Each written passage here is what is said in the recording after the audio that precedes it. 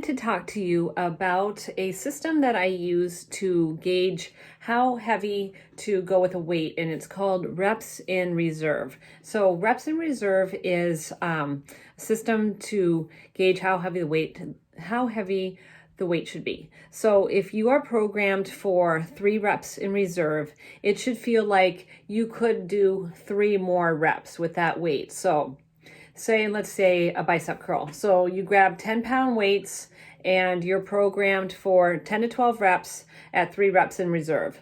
So you do your reps, and then three reps in reserve is a pretty good window.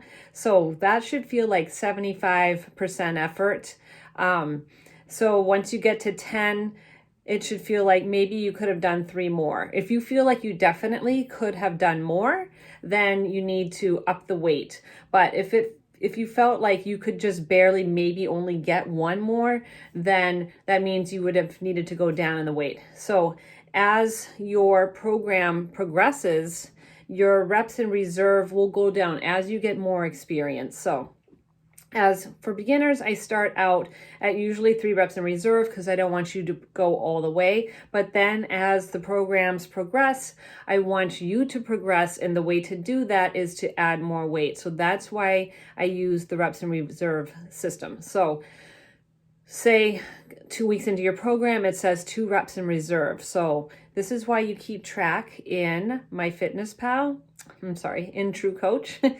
And you can see the weights. And I like to leave a little note for myself. So like I write when I do my reps, I'll be like, I could have done 2 more, or I'll put like, that was hard or something like that. Like I just leave a little note for myself for next time. And sometimes I'll say like, try, this weight next time, so that I'm not always trying to figure it out. So say 2, now you have 2 reps in reserve.